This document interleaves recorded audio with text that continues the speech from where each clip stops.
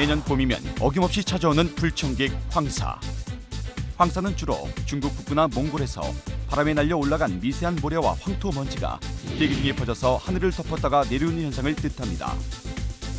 주로 3월에서 5월 사이에 많이 발생하며 1시간 평균 미세먼지 농도가 400 마이크로그램 퍼 큐빅미터 이상의 상태로 2시간 이상 지속될 것이 예상될 때 황사주의보가, 800 마이크로그램 퍼 큐빅미터 이상 상태가 2시간 이상 지속될 것이 예상될 때 황사경보가 발령됩니다.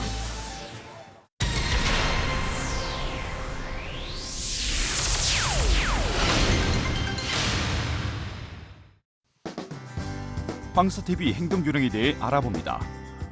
먼저 황사 예보 시 가정에서는 텔레비전, 인터넷, 라디오를 통해 수시로 기상 정보를 확인합니다.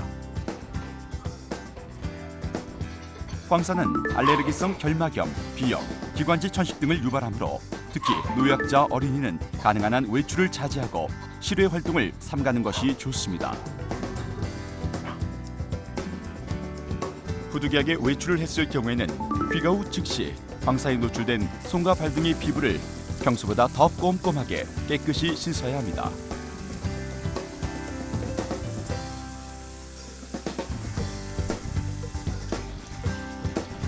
황사 예보 시 채소나 과일은 평소보다 더욱 깨끗이 씻어서 섭취해야 하고, 식품이 오염되지 않도록 위생용기에 넣어 보관하는 것이 좋습니다.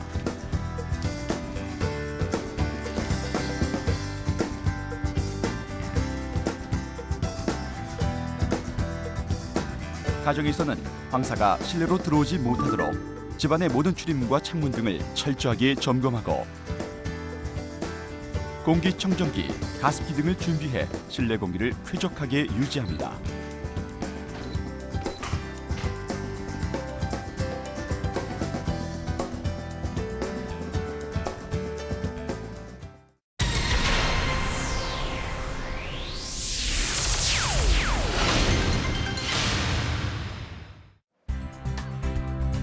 다음은 학교 등 교육기관에서의 황사 예보 시 행동 요령입니다. 학교에서는 학생들의 건강과 안전을 위해 기상청에서 발표하는 기상 및 황사 예보를 수시로 청취해야 하며, 기상청에서 발표한 기상 예보를 분석한 후 지역 실종에 맞게 휴업 또는 단축 수업을 신중히 검토합니다. 선생님 황사는 어디에서 온다고? 황사가 왔을 때 우리가 어떻게 행동해야 입을 막아. 또한 학생과 학부모를 대상으로 황사 피해 예방을 위한 구체적인 행동 요령을 지도 홍보해야 합니다. 학생들의 비상 연락망을 다시 한번 점검해 연락처를 유지해야 하며, 휴업 조치 시 맞벌이 부부 자녀에 대해서는 학교에서 자율학습을 진행하도록 합니다.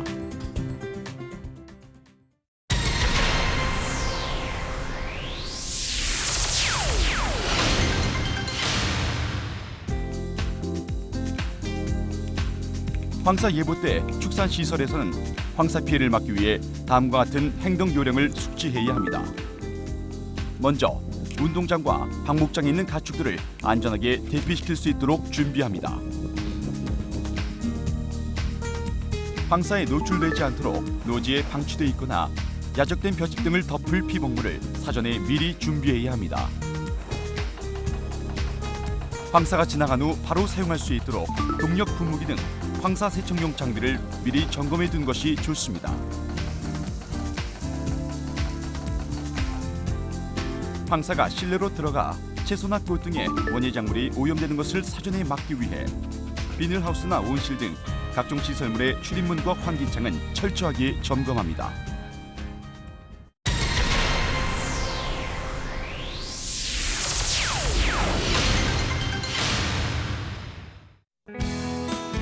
강한 황사가 발생해 황사주의보, 경보가 내려졌을 때 행동 요령에 대해 알아봅니다. 먼저 가정에서는 황사가 들어오지 못하도록 모든 출입문과 창문을 닫습니다. 특히 노약자, 호흡기 질환자 등은 실외 활동을 삼가는 것이 좋습니다. 황사 발생 시에는 가능한 한 외출을 삼가고, 부득이하게 외출을 할 경우에는 피부가 직접 황사에 노출되는 것을 막기 위해 보호안경, 마스크, 긴 소매 의복을 착용합니다. 야외 활동을 마치고 귀가한 후에는 즉시 손과 발 등 피부에 남아있는 미세먼지를 깨끗이 닦아내고 호흡기 질환을 막기 위해 반드시 양치질을 해야 합니다. 황사에는 평소보다 물을 자주 마시는 것이 가장 좋은데요. 충분한 수분 섭취는 코와 입 속의 점막을 촉촉하게 해 황사로 인한 호흡기 질환을 예방해 줍니다. 실내 공기의 관리에도 평소보다 특별히 유의해야 하는데요.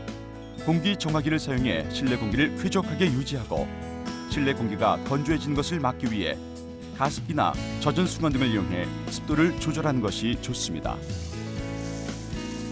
황사로 인한 2차 오염을 방지하기 위해 식품의 가공과 조리 전에는 반드시 손을 깨끗이 씻어야 하며 황사에 노출된 채소, 과일, 생선 등의 농수산물은 충분히 세척한 후 요리하는 것이 안전합니다.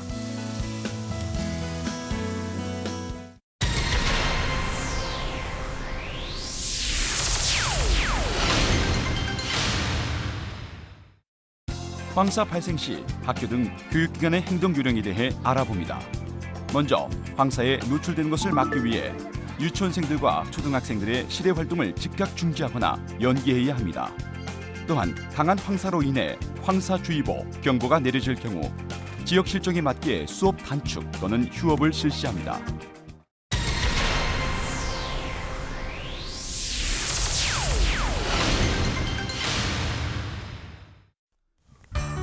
축산 시설 원예 지역에서는 황사주의보 경보 시 운동장이나 방목장에 있는 가축을 축사 안으로 신속히 대피시켜 황사에 노출되지 않도록 합니다. 또한 축사의 모든 출입문과 창문을 닫아 황사가 실내로 유입되는 것을 최소화하고 외부의 공기와의 접촉을 가능한 한 적게 해 피해를 예방합니다.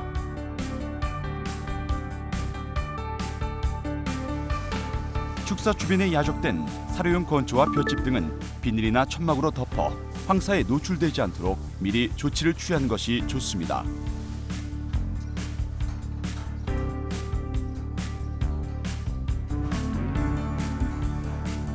황사는 비닐하우스나 온실 등 원예 시설 내의 투각률과 빛의 세기를 감소시켜 작물 피해를 발생시키는데요. 이 같은 피해를 막기 위해서는 비닐하우스와 온실 등 시설물의 출입문과 환기창을 닫아 황사의 유입을 막고 철저하게 점검해야 합니다.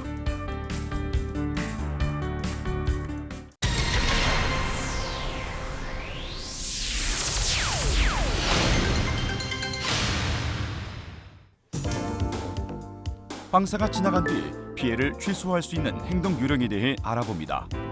먼저 가정에서는 실내 공기를 환기시켜 쾌적한 상태를 유지합니다.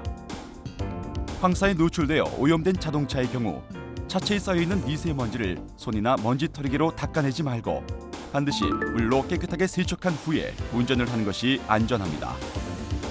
황사에 노출돼 오염된 그 밖의 물품들도 충분히 세척한 후 사용하는 것이 좋습니다.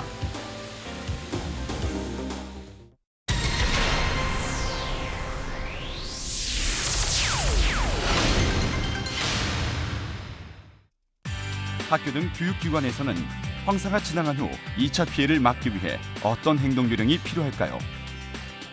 먼저 창문 틀과 바닥 등 실내외를 깨끗이 청소하여 남아있는 미세먼지를 철저히 제거해야 합니다.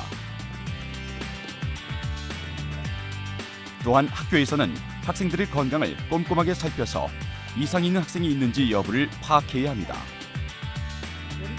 감기, 안질 환자, 발염증 환자 등은 쉬게 하거나 일찍 귀가시키고 상태가 심각할 경우 즉시 전문의와 상의할 수 있도록 조치를 취합니다.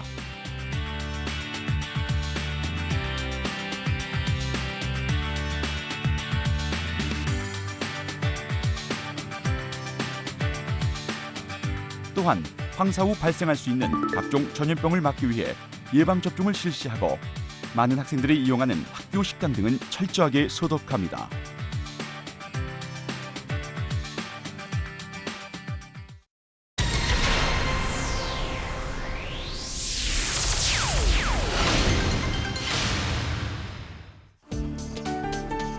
축산 시설 원예 지역에서는 황사가 지나간 후 비닐하우스, 축사 등의 시설물과 방목장 사료조, 가축과 접촉되는 각종 기구류 등을 깨끗이 씻거나 소독합니다.